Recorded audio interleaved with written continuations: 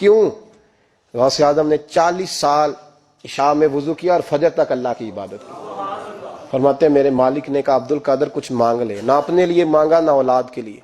کہنے لگے مولا قیامت تک جو میرا نام لے نا اسے بغیر توبہ کے مرنے نہ دینا، مرنے لگے تو توبہ کی توفیق دے دینا۔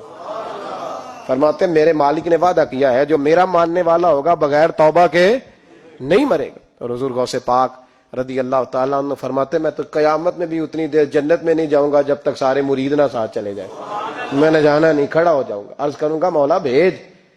میں نے کہا یہاں بھی لوگ ڈر جاتے ہیں، یہ کیسے ہو سکتا ہے؟ اور بھائی پڑھو نا مشکوٰۃ شریف، میرے نبی پاک علیہ السلام نے فرمایا ایک بندے نے ایک اللہ کے بندے کو پانی پلایا تھا، قیامت کے دن اللہ اس کی برکت سے اس گناہگار کو جنت عطا کر دے گا۔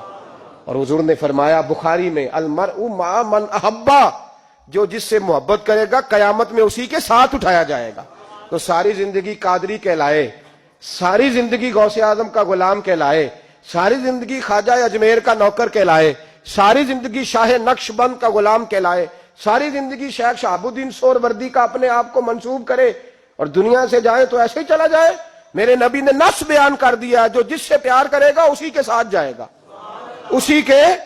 خدا کے فضل سے ہم پر ہے سایہ غوث اعظم کا، ہمیں دونوں جہاں میں ہے سہارا غوث اعظم۔ اور سنو میرے بھائی اس بات کو یاد رکھنا، ان نسبتوں کی بڑی توقیر ہے اللہ کی نظر میں، ان نسبتوں کی بڑی۔ امام محمد ایک بزرگ گزرے ہیں، لطف کی باتیں چھیڑ دی ہیں میں نے، آج مضمون لطف کا ہے نا۔ امام محمد حضرت امام اعظم کے شاگرد ہیں، ان کے پاس ایک بندہ آیا، کہنے لگا حضرت صاحب مسئلہ پوچھنا، فقہ کے امام تھے، کہا پوچھو مسئلہ۔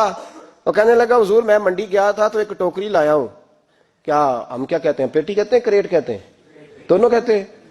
تو کہتے ہیں وہ میں ایک پیٹی لایا ہوں، ایک ٹوکری سیب کی بھری ہوئی، حضور اب میں نے کھول لیا تو آدھے صحیح ہیں آدھے خراب ہیں، آدھے ٹھیک ہیں آدھے خراب ہیں، تو میرے لیے فتویٰ کیا ہے، صحیح رکھ کے باقی واپس کر دوں؟ تو امام محمد فرمانے لگے نہیں، شریعت کہتی ہے یا سارے رکھ یا سارے واپس کر۔ یہ کہے تو رونے بھی لگ گئے ساتھ ہی۔ تو کہنے لگا حضور مسئلہ مجھے بتایا ہے، اور رونے آپ لگ گئے۔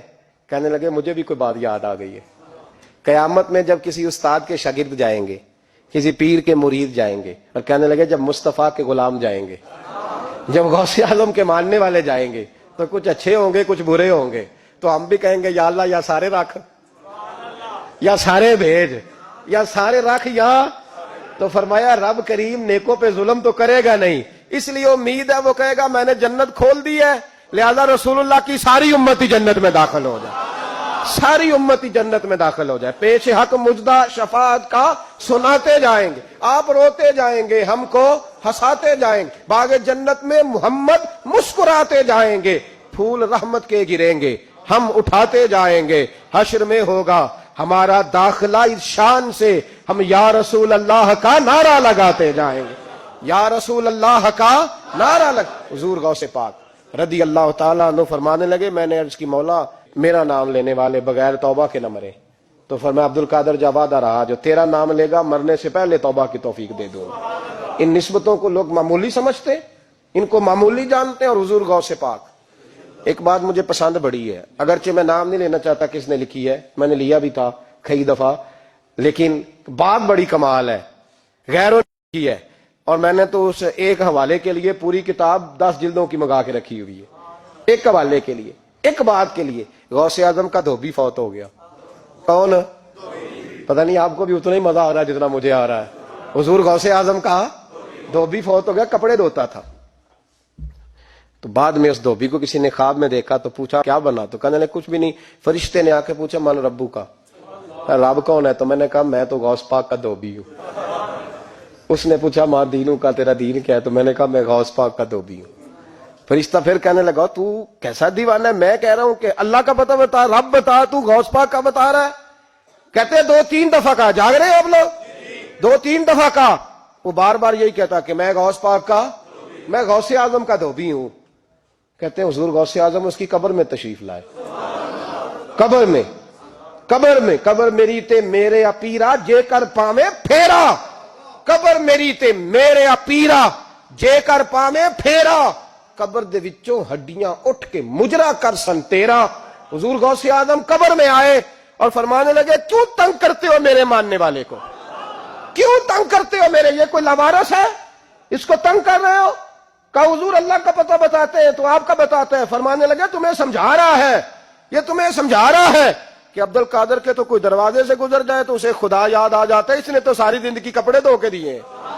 یہ تمہیں بتا رہا ہے کہ مجھے رب بھولا, ان کے تو گلی سے گزر جائے تو اللہ اللہ کرنے لگتا ہے, اور میں نے ساری زندگی کپڑے دھوئے ہیں, میں نے ساری زندگی ڈرائیوری کی ہے, میں نے ساری زندگی نوکری کی ہے, میں تابع دار رہا ہوں, مجھے ہی رب بھول گیا ہے.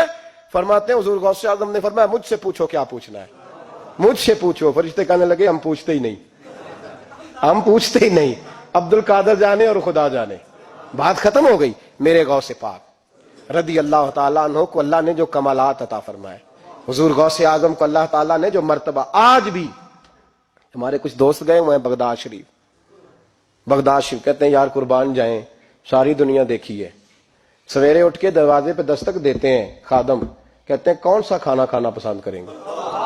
یہ عبد القادر کا آستانہ ہے, یہ غوث پاک کا دربار ہے, آپ جو کہیں گے وہ پک کے آپ کی میز پہ پہنچے گا, اس لیے کہ یہ غوث اعظم کا دروازہ ہے, یہ قیامت تک کھلا ہے فقیروں کے لیے, غریبوں کے لیے, مجبوروں کے لیے. غوث اعظم دریائے دجلہ پہ کھڑے تھے تو غریب رو رہا تھا.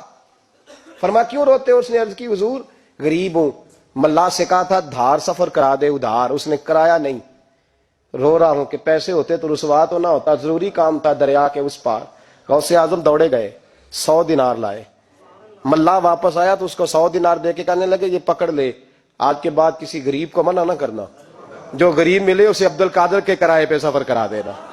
زندگی سخاوت سے بھری ہوئی تھی تو آج بھی ان کا آستانہ سخاوتیں بانٹ رہا ہے, آج بھی ان کا دربار سخاوتیں بانٹ رہا ہے. غوث اعظم درمیان اولیاء چوں محمد درمیان انبیاء, ان بزرگوں سے اپنی نسبت بنائیں. میرے اور تیرے رسول نے بیان فرمایا ہے تو جس سے محبت کرے گا قیامت میں اسی کے ساتھ اٹھایا جائے گا. کھل کے پیار کر اللہ کے ولیوں سے, شرم کر کے نہیں, جھچک جھچک کے نہیں, تھوڑا کر لیا تو تھوڑا نہیں بھی, ہم ماننے والے ہیں, ان کی تعلیمات پہ چلنا چاہیے. او بھائی تعلیمات بڑی ضروری ہیں پر ان سے عشق کھل کے کرنا چاہیے, ان سے محبت کھل کے کرنی. اور وضاحت کر دوں, ہم یہاں ہیں وہ بغداد میں ہیں تو وضاحت کر دوں. ترغیب و ترہیب میں حضرت ابو ذر غفاری کی حدیث ہے, عرض کرنے لگے یا رسول اللہ صلی اللہ علیہ وسلم, ایک آدمی کسی قوم سے پیار کرتا ہے, ان سے ملا بھی نہیں, ان کی طرح کا بنا بھی نہیں, کوشش کی لیکن ویسا ہوا بھی نہیں, حضور اس کے لیے کیا حکم ہے؟ پیار صحیح کرتا ہے. تو میرے نبی پاک نے فرمایا پیار خالص کرے, اللہ قیامت کے دن دونوں کو اکٹھا فرما دے گا, اکٹھے ہو جائیں گے دونوں. حضور نے نص بیان کر دی, ان سے پیار کرو تو کھل کے کرو. یہ جھجک جھجک کے اور بڑا کمزور سا رویہ اختیار کرنا یہ ہمارا طریقہ نہیں. ہم غوث اعظم کے ماننے والے ہیں تو کھل کے ماننے والے ہیں, غوث اعظم کا نام لیتے ہیں تو کھل کے لیتے. ہم تو اعلیٰ حضرت فاضل بریلوی کا تذکرہ کرتے ہیں تو سار اٹھا کے کرتے ہیں, بڑا اونچا قد ہوتا ہے ہمارا جب ہم احمد رضا کا ذکر کرتے ہیں, اس لیے کہ جو مشائخ اللہ نے ہمیں دیے ہیں وہ کسی اور کے حصے میں آئے ہی نہیں. باقی تو کوئی انگریز کے ہاتھ پہ بک گیا, کوئی کہیں چلا گیا. یہ حضرت اجمیری کا فیضان, یہ داتا علی اجمیری کا فیضان, یہ حضرت بہاءالحق نقشبند کا فیضان اور غوث اعظم کا فیضان, یہ جہاں جہاں گیا ہے یہ توانائیاں ہی عطا کرتا گیا ہے. اس لیے پیار کریں, کھول کے کریں. غوث اعظم کا دن منائیں, کھول کے منائیں. 11ویں پکائیں تو کھول کے منائیں اور کھول کے کھائیں, لیکن غوث اعظم سے پیار سچا کریں, ان کی تعلیمات پر توجہ صحیح کریں, ان بزرگوں کے نقش قدم چلیں, جھجک جھجک کے نہیں, ڈر ڈر کے نہیں, آہستہ آہستہ نہیں, کھول کے. ایک دفعہ کہیں خدا کے فضل سے ہم پر ہے سایہ, غوث ہمیں دونوں جہاں میں ہے سہارا, غوث خدا دے گا منادی حشر میں یہ قادریوں کو, کہاں ہے قادری کر لے نظارہ غوث اعظم کا. آخر دعوانا ان الحمدللہ.